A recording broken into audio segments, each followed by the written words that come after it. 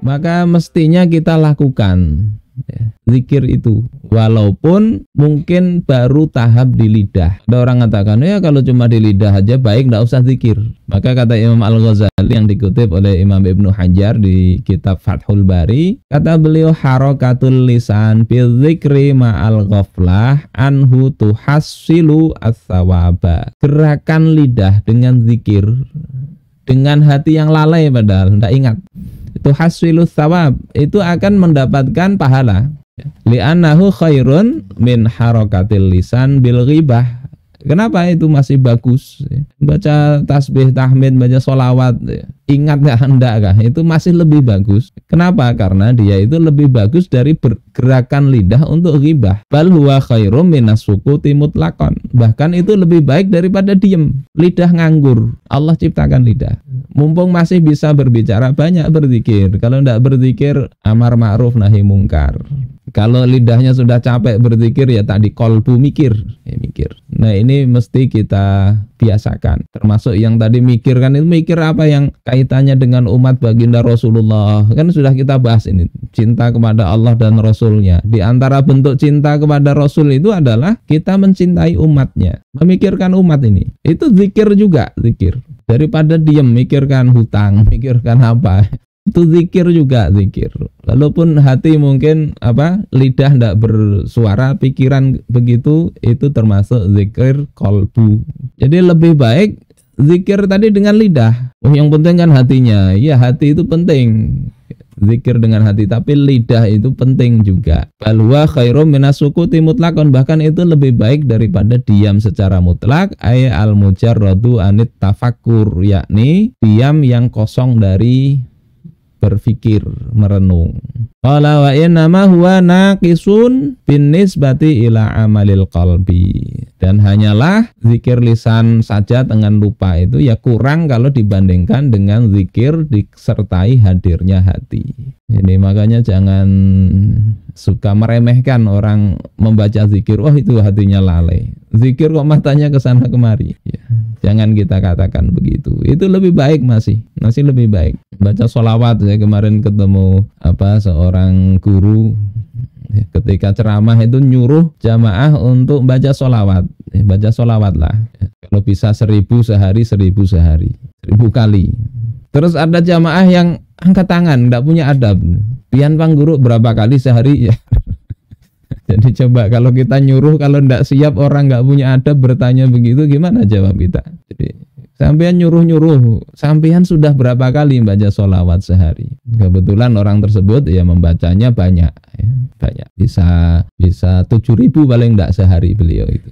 Jadi ketika nganggur baca sholawat, mesti cuma sallallahu ala Muhammad atau Allahumma sholli ala sayyidina Muhammad, baca itu.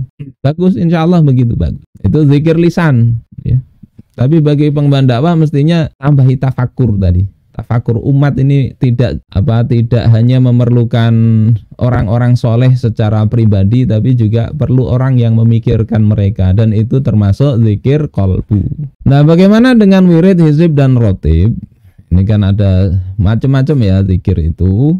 Ada wirdul latif, ada hizib nawawi, ada rotib haddad, ya, dan seterusnya. Ada hizbut tahrir lainnya, kalau itu lain amalan.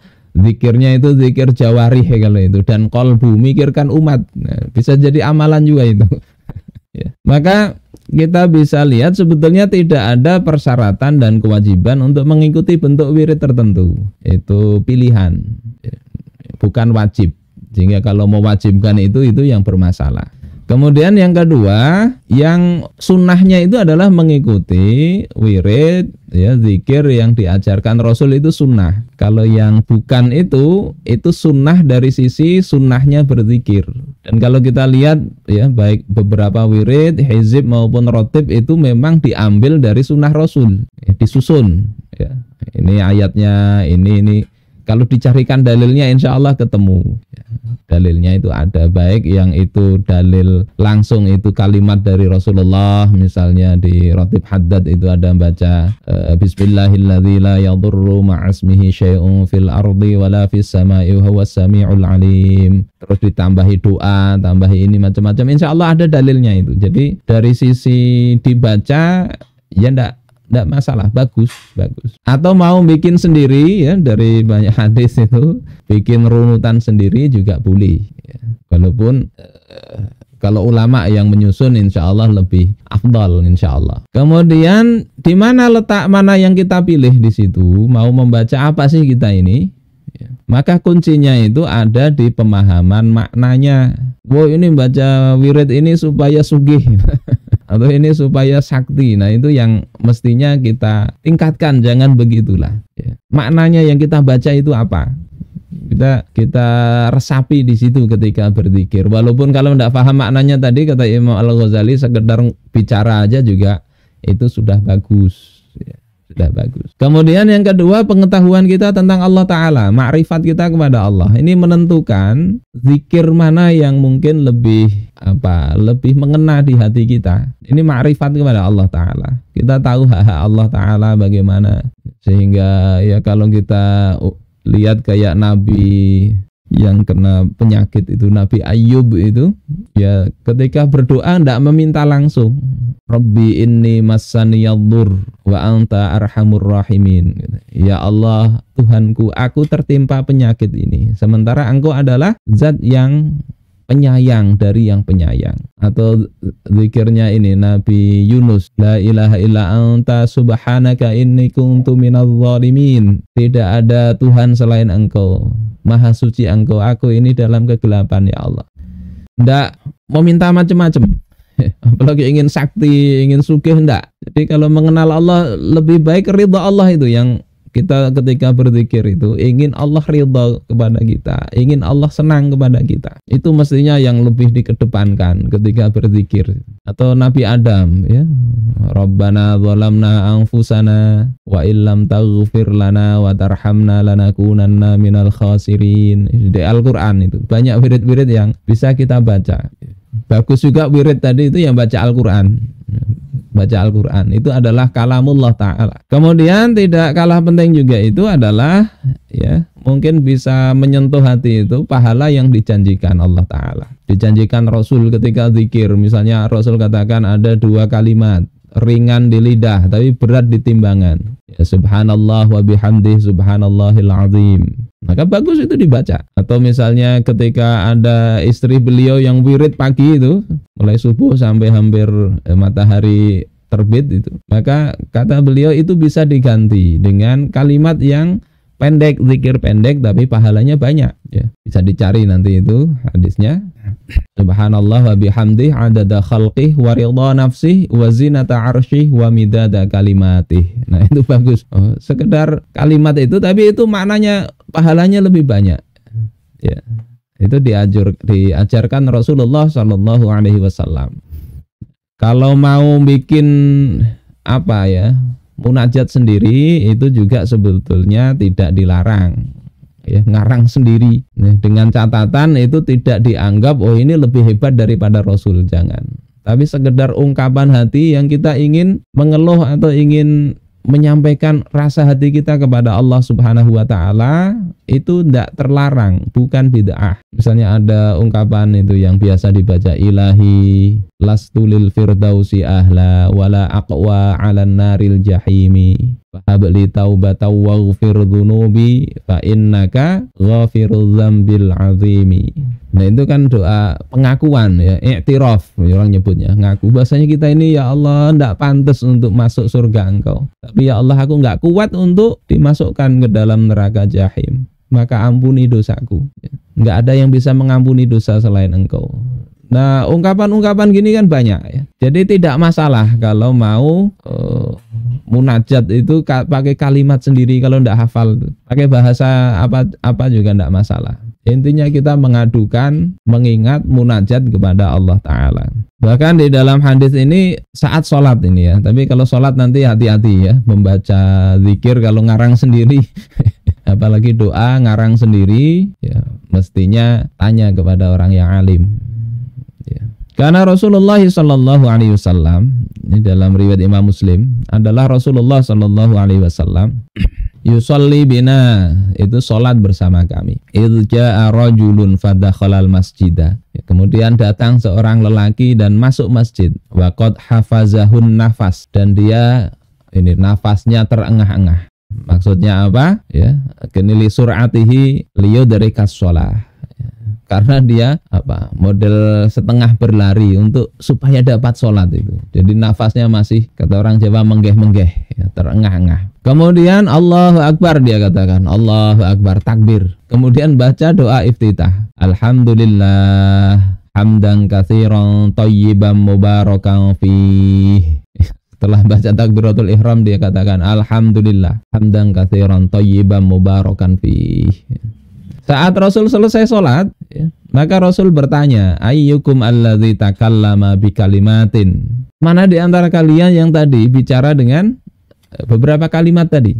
Kemudian fa'arammal qaum, maknanya aisakatu. Sahabat pada diam, tidak berani jawab, takut kalau Rasul itu marah. Apa Rasulullah kemudian mengatakan innahu lam yakul ba'san, sesungguhnya dia itu tidak mengatakan sesuatu yang ya enggak apa-apa, dia ngomong begitu enggak apa-apa. Baru kemudian ada yang mengatakan ana ya Rasulullah jitu wa qad hafazanin nafas fakultuha, aku yang ngomong tadi wahai Rasulullah, ulun kalau orang Banjar, ulun ya Rasul, kulo kalau orang Jawa ya. Aku tadi ini apa namanya terengah-engah ya. Maka aku katakan tadi itu ya, alhamdulillah hamdan katsiran thayyiban mubarakan fih. Maka Nabi kemudian bersabda, laqad ra'aitu isnai asyara malakan yabtadirunaha ayyuhum yarfa'uha. Aku melihat ada 12 malaikat yang mereka berebut untuk bisa mengangkat amal itu. Jadi ini kalimat ini bikin sendiri sahabat itu, tapi Rasulullah SAW tidak, oh iya nanti jangan bikin sendiri ya. Sudah saya ajari ini doa iftitah ini begini, kok bikin begitu? Enggak. Nah ini kan ada hadisnya, berarti yang enggak ada hadisnya enggak bisa lagi. Enggak begitu para ulama memahaminya.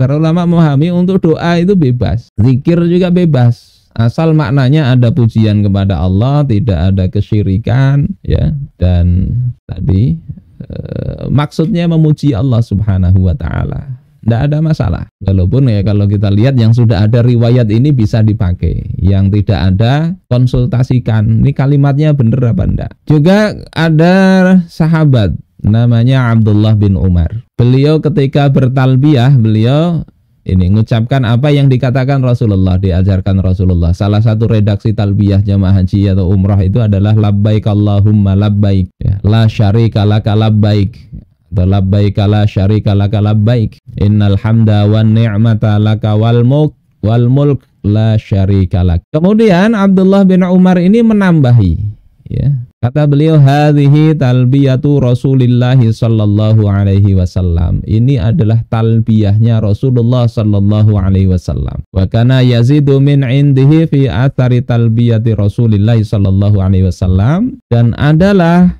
Sayyidina Abdullah bin Umar ini menambah di akhir dari talbiyahnya Rasul ini. Beliau katakan labbaika labbaika wa sa'daik wal khairu fi yadaik labbaika warraghba'u ilaik wal amal. Ini hadis hasan sahih. Jadi sahabat itu juga doa dari Nabi ditambahi enggak apa-apa. Enggak apa-apa. Enggak kemudian batal. Ini kadang jadi problem ya, ini bid'ah, tapi ini enggak. Untuk urusan ini doa, zikir itu ya, itu sesuai dengan keperluan. Kecuali tadi kemudian menganggap ini dari Rasul, nah maka tambahan tadi menganggap ini dari Rasul ini yang bermasalah. Atau kemudian dianggap itu lebih baik untuk menggantikan doa dari Rasul.